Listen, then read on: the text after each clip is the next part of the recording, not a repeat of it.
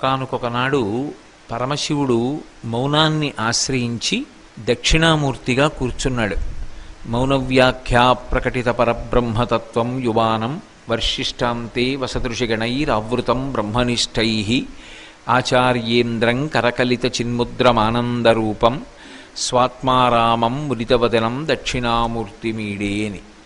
ఆయన అలా మౌనవ్యాఖ్య చేస్తే అందరూ దాన్ని పట్టుకోలేకపోయారు. ఎవరో సనక సనందనాది మహర్షులకు అది అందింది. అందుకే ఆయన శంకర భగవత్పాదులుగా అవతార స్వీకారం చేసి సన్యాసాశ్రమాన్ని స్వీకరించినట్లయితే బ్రహ్మచారిగానో గృహస్థుగానో ఒకచోట ఉన్నట్టుగా ఉండవలసిన అవసరం లేకుండా యావత్ భారతాన్ని కూడా పాదచారి అయి తిరిగి ధర్మప్రచారం చెయ్యవచ్చు అనేటటువంటి ఉద్దేశ్యంతో దానికి సానుకూలత కల్పించేటటువంటి సన్యాసాశ్రమాన్ని బాల్యమునందే స్వీకరించి భారతదేశం అంతటా కూడా పాదచారి అయి పర్యటించి అవైదికమైనటువంటి అనేక వాదనలను ఖండించి వేద ప్రమాణాన్ని నిలబెట్టి సనాతన ధర్మాన్ని పోషించినటువంటి మహాపురుషులు. అటువంటి శంకరాచార్యుల వారు లేకపోతే, అంటే దాని ఉద్దేశ్యం ఆయన యొక్క అవతారం వచ్చి ఉండకపోతే ఇవాళ మనం చేసుకున్నటువంటి అనేకమైనటువంటి పండగలు, చేసుకుంటున్నటువంటి నైమిత్తిక తిథులు ఉండేవా అంటే కొంచెం అనుమానమే. ఇవాళ చేసుకుంటున్నటువంటి కృష్ణాష్టమి కానీ, లేకపోతే శ్రీరామనవమి కానీ, మహాశివరాత్రి కానీ, ఇటువంటి పండగలు చేసుకోవడానికి, ఇటువంటి ఉత్సవాలు చేసుకోవడానికి, భగవంతుణ్ణి ఆరాధించడానికి కావలసినటువంటి నిర్దిష్టమైనటువంటి విధి విధానములు అందరికీ తెలిసి ఉండేవా అంటే అది నిష్పక్షపాతంగా మాట్లాడేటటువంటి పెద్దలు ప్రశ్నార్థకంగానే భావిస్తారు. అంత గొప్పగా ఈ దేశంలో ఉండేటటువంటి ప్రజలందరికీ కూడా ఆధ్యాత్మిక సంపదని అందించి భగవంతుణ్ణి చేరుకోవడానికి కావలసినటువంటి మార్గాన్ని ప్రచోదనం చేసి తీర్చిదిద్దినటువంటి మహాపురుషులు శంకర భగవత్పాదులు. అందుకే శంకర భగవత్పాదులు స్పృశించినటువంటి విషయం కానీ, వారు అందించినటువంటి విషయం కానీ అసలు లేదు. వారు ప్రస్థానత్రయమైనటువంటి బ్రహ్మసూత్రాలు, భగవద్గీత, ఉపనిషత్తులు, వీటికి భాష్యాలు ఇచ్చారు. తెల్లవారి నిద్ర లేవగానే చదువుకోవలసినటువంటి ప్రాతస్మరామి మొదలైనటువంటి స్తోత్రములను ఇచ్చారు. అలాగే మనకి శివానందలహరినిచ్చారు. ఒకానొకనాడు కైలాస పర్వతం మీదకి వెళ్ళి పార్వతీ పరమేశ్వరుల యొక్క దర్శనం చేసుకుని నంది విద్య అని పిలువబడేటటువంటి అమ్మవారికి సంబంధించినటువంటి విద్యలతో కూడుకున్నటువంటిది, పరమరహస్యమైనటువంటిది సౌందర్యలహరిని ఈ భూమి మీదకి తీసుకొచ్చి మనకందరికీ కూడా అందించారు. అంత గొప్పవారైనటువంటి శంకరాచార్యుల వారు అనేకమైనటువంటి స్తోత్రములను ఇచ్చారు. వారు చేసినటువంటి స్తోత్రములలో పరదేవత మీద ఇచ్చినటువంటి పరమోత్కృష్టమైన స్తోత్రాలలో ఒకటి నవరత్నమాలిక. నవరత్నమాలిక అనేటటువంటి మాటకి అర్థం ఏమిటంటే, మాలిక అంటే దండ అని. దండ ఎక్కడ వేసుకుంటాం? మెడలో వేసుకుంటాం. మెడలో వేసుకున్నప్పుడు అది పుష్పమాలిక అనుకోండి, ఎవరైనా వేసుకోవచ్చు. కానీ అది నవరత్నములతో కూడుకున్నది అనుకోండి, అందరూ అన్ని వేళలా వేసుకోవడం సాధ్యం కాదు. ఎందుచేత అంటే మణి, మంత్రము, ఔషధము, ఈ మూడు ఒకరికి నప్పినది వేరొకరికి నప్పదు. అదే శమంతకోపాఖ్యానం. మనకి వినాయక చవితి నాడు చదువుకునేటటువంటి శమంతకోపాఖ్యానంలో మణిని చేత్తో పట్టుకున్నందుకు ఎన్ని ఇబ్బందులు పడ్డారో, చిట్ట చివరికి అంతః బహిశౌచములు కలిగినటువంటి అక్రూరుడు తప్ప ఆ శమంతకమణిని ఎవ్వరూ దగ్గర ఉంచుకోలేకపోయారు. అన్ని మణులు అందరూ ధరించడం సాధ్యం కాదు. పైగా ఒకానొక ప్రత్యేకమైనటువంటి కాలంలో ఒక గ్రహం జాతకంలో బలీయమైనటువంటి స్థానంలో ఉన్న, బలహీనమైన స్థానంలో ఉన్న ఒక రకమైనటువంటి రత్నాన్ని ధరించాలి. అదే ఆ గ్రహం మారి వేరొక గ్రహం బలహీనంగా ఉన్నప్పుడు తత్సంబంధమైనటువంటి రత్నాన్ని ధరించాలి తప్ప వేరొకటి సాధ్యం కాదు. అటువంటప్పుడు 9 రత్నములతో కూడినటువంటి మాల అన్ని వేళలా మెడలో వేసుకోవడం సాధ్యపడుతుందా అంటే చెప్పడం కష్టం. శంకరాచార్యుల వారు ఈ జాతికి ఒక మహోపకారం చేశారు. మీరు ఎంతో ధనాన్ని వెచ్చించి 9 రత్నములను సేకరించక్కర్లేదు.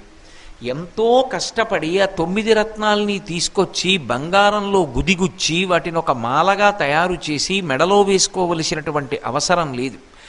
ఆ మెడలో వేసుకున్నటువంటి మాల దొంగల చేత దొంగిలింపబడవచ్చు. లేదా ఎవరైనా నేను వేసుకుంటాను అని చెప్పి మీకన్నా బలవత్తరమైనటువంటి వ్యక్తి దాని మీద ఆకర్షణ పొంది అడగవచ్చు. ప్రభువు అడిగాడు అనుకోండి, ఒకప్పుడు శమంతకమణితో అదే కదా వచ్చింది ఇబ్బంది.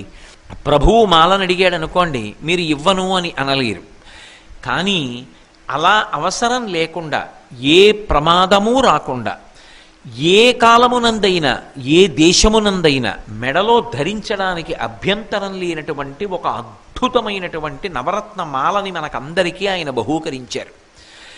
ఇది సాధారణంగా ఒక గురువు గారు అనుగ్రహించేటటువంటి విశేషాలు వేరువేరుగా ఉంటాయి.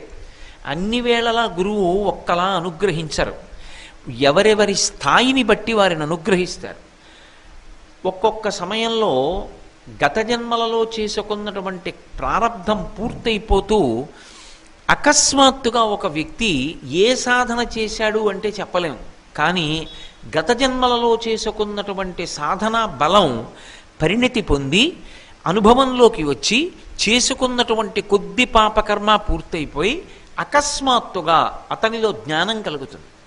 అటువంటి వ్యక్తి మొదట్లో ఊంచుకోవడానికి తొట్రుపడతాడు. ఆ తొట్రుపడినప్పుడు సమర్థుడైనటువంటి గురువుని కలుసుకున్నప్పుడు తొట్రుపాటు తగ్గడానికి గురువు అనుగ్రహించేటటువంటి కొన్ని పరికరములను చూస్తే మనకి ఆశ్చర్యం వేస్తుంది. ఒకప్పుడు విదేశాలలో ఉన్నటువంటి ఒక సాధకుడు సాధనా మార్గంలో అకస్మాత్తుగా పరమేశ్వరుని యొక్క పరిపూర్ణమైన అనుగ్రహము చేత జ్ఞానాన్ని పొందాడు. తరచుగా సమాధి స్థితిలోకి వెడుతుండేవాడు. కానీ ఆయన అందులో ఊంచుకోవడం కష్టమైంది. ఆయనకి తత్తరపాటు కలిగింది. ఏమిటి నాలో ఈ మార్పు, ఎందుకు ఇలా జరుగుతోంది, ఎందుకు అకస్మాత్తుగా నాకు భార్యా బిడ్డలు అందరి మీద వ్యామోహం పోయింది అని. అతను దీనికి జవాబు చెప్పగలిగిన వారొక్కరేనని ప్రత్యేకంగా బయలుదేరి భారతదేశానికి వచ్చి కంచి కామకోటి పీఠాధిపత్యం వహించినటువంటి మహాపురుషులు చంద్రశేఖరేంద్ర సరస్వతి మహాస్వామి వారి దగ్గరికి వెళ్ళాడు. వెడితే మహాస్వామి వారు ఆయనకి ఒక పట్టాన దర్శనం ఇవ్వడానికి అంగీకరించలేదు. వారు సంప్రదాయాన్ని చాలా గట్టిగా పాటించేవారు. కానీ వారికి ఎందుకు అనుగ్రహం కలిగిందో ఒక రోజున అనుగ్రహించారు. అనుగ్రహించి మధ్యలో కమండలం పెట్టి మాట్లాడమన్నారు. అవతల వ్యక్తి తను అనుభవిస్తున్న స్థితిని చెప్పాడు. ఆయన కళ్ళు మూసుకొని కొంతసేపు ధ్యానం చేశారు. ధ్యానం చేసి తను కట్టుకున్నటువంటి ఆ బట్టలోంచి కొంత బట్ట చింపి అతనికి అనుగ్రహించారు. అనుగ్రహించి ఇక పైన నువ్వు ఇది ఒళ్ళో పెట్టుకుని అనుష్ఠానం చేస్తూ ఉండు, నీకు ఈ తత్తరపాటు లేకుండా ఊంచుకునేటటువంటి స్థితి కలుగుతుంది అని చెప్పారు. ఆయన మహాస్వామి వారు కట్టుకున్నటువంటి బట్టలోంచి చింపి ఇచ్చినటువంటి ఒక గుడ్డ ముక్క దగ్గర పెట్టుకున్న కారణం చేత సమాధి స్థితి యందు ఊంచుకుని నిలబడగలిగినటువంటి ప్రజ్ఞ పొందాడు. ఆ పక్కన ఉన్నటువంటి అంతేవాసులు కొందరు అడిగారు, అలా ఇవ్వవచ్చా? ఒక విదేశీయుడికి మీరు కట్టుకున్న బట్టలోని ముక్క ఎలా ఇచ్చారు? మీరు ఎప్పుడు సంప్రదాయం తప్పరే, మీరు తప్పు చేశారని మేము అడగట్లేదు, ఇలా ఎందుకు ఇవ్వవచ్చో చెప్పవండి, ప్రమాణం తెలుసుకోవాలని అడిగామన్నారు. ఆయన ఒక నవ్వు నవ్వి చిదంబరంలో నాయనారులు ఎంతమంది ఉన్నారు వెళ్ళి చూసి రమ్మన్నారు. సాధారణంగా మనం లెక్క పెట్టాం. ఎక్కడికైనా వెడితే నాయనార్ల విగ్రహాల ముందు నుంచి వెడుతూ 64 మంది నాయనార్లు అంటాం. చిదంబరంలో 67 మంది నాయనార్లు ఉన్నారు. 3 ఎక్కువ ఉన్నారు. ఆ 3 ఎవరో తెలుసా అని 3 కథ చెప్పారు. అందులో ఆ 3 నాయనార్లు విదేశాల నుంచి వచ్చి ఊంచుకోలేని స్థితిలో అప్పటికి ఉన్నటువంటి పెద్ద పెద్ద గురువుల దగ్గర ఇలాగే వస్త్రాన్ని పొంది భగవద్భక్తి యందు నిలబడినటువంటి వారు. అందుకే ఒక్క చిదంబరంలో 3 నాయనార్లు ఎక్కువ ఉన్నారు అని చెప్పారు. వారు త్రికాలవేది. గురువు యొక్క అనుగ్రహం చాలా విశేషంగా ఉంటుంది.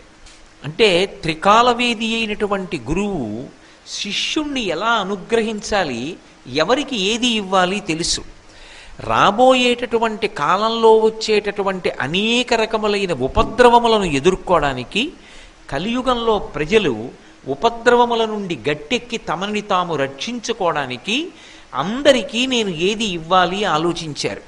సాధారణంగా గురువు అనుష్ఠానం చెయ్యమని జపమాల బహూకరిస్తుంటారు. శంకర భగవత్పాదులు మనందరికీ ఒక మాల బహూకరించారు. ఈ మాల మెడలో వేసుకోమని చెప్పారు.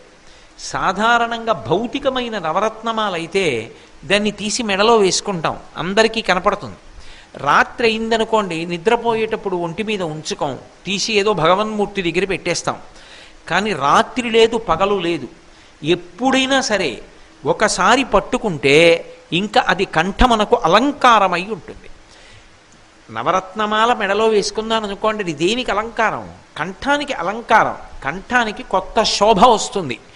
కానీ ఈ కంఠమునకు వచ్చినటువంటి శోభ ఏది ఉన్నదో ఆ శోభ మన జీవితాన్ని ఉద్ధరిస్తుందని చెప్పడం మాత్రం సాధ్యం కాదు. భౌతికంగా ఒక అందం వస్తుంది, అందులో కొన్ని రత్నములు కొన్ని కాలముల యందు మనని రక్షించవచ్చు. కానీ సర్వకాలముల యందు రక్షించగలిగినటువంటి మాలని కంఠమునందు ధరించినంత మాత్రం చేత ఈ కాలమునందు ధరించవచ్చు, ఈ కాలమునందు ధరించకూడదు అనేటటువంటి విధి నిషేధము అన్వయము కాకుండా ఉండగలిగినటువంటి మాలని, అది కంఠగతమైంది అంటే మెడ పైకి మాల ఉంటుంది. ఈ మాల మెడ పైన ఉండదు, మెడ లోపల ఉంటుంది. ఎలా ఉంటుంది? కంఠగతము అంటే ఈ స్తోత్రము కంఠగతం కావాలి, నోటికొచ్చేయాలి. నోటికొచ్చేస్తే అది ఎప్పుడు మీరు చదువుకోండి, అది మిమ్మల్ని ఉద్ధరించేదై ఉంటుంది, మీకు రక్షణ కల్పించేదై ఉంటుంది. రక్షణ కల్పించేది అయినప్పుడు అందరూ ఆ వస్తువుని ధరించవచ్చా? అధికార భేదంతో అనుమానం ఉంటుంది. కానీ స్త్రీ పురుష పండిత పామర ఏ విధమైనటువంటి భేదములకు ఆస్కారం లేకుండా అందరూ చదువుకోవచ్చు. అందరూ కంఠమునందు దీన్ని ధరించినంత మాత్రం చేత అందరికీ శాంతి కలుగుతుంది. పైగా ఈ మాల ధరిస్తే వచ్చేటటువంటి ప్రయోజనం ఏమిటంటే ఇది కనురాపు కల్పించదు. అంత గొప్ప నవరత్న మాలిక తయారు చేసి దీన్ని మీరందరూ ధరించండి, కంఠమునందు ధరించండి. ఆ మాల పైకి ఉంటుంది. ఈ మాల కంఠగతము కావాలి అంటే లోపల ఉండాలి. మీరు ఎప్పుడెప్పుడు చదువుతున్నారో అప్పుడప్పుడు మీ కంఠమునకు ఇది మాలిక, ఇది ఆభరణము. మీ కంఠమునందున్న ఈ మాల మిమ్ములను సర్వకాలముల యందు రక్ష చేస్తుందని మనందరికీ కూడా జగద్గురువులైనటువంటి శంకర భగవత్పాదులు రక్షణ కొరకు అనుగ్రహించినటువంటి పరమాద్భుతమైనటువంటి స్తోత్రమే నవరత్నమాలికా స్తోత్రం. ఈ నవరత్నమాలికా స్తోత్రాన్ని అందరూ చదువుకునేటటువంటి అవకాశం కల్పించాలి అంటే నేనేదో ఆ శ్లోకాలు చదివి మీ అందరికీ అందులో ఉండేటటువంటి విషయాన్ని నేను పలకగలిగినంత మేర చెప్పాననుకోండి, ఈ స్తోత్రం మీరు చదువుకునేటటువంటి అవకాశం కలగడంలో కొన్ని పరిమితులు ఏర్పడవచ్చు. అందుకే దీన్ని తప్పులు లేకుండా ముద్రణ చేసి అందరికీ అందేటటువంటి అవకాశం చేశాం.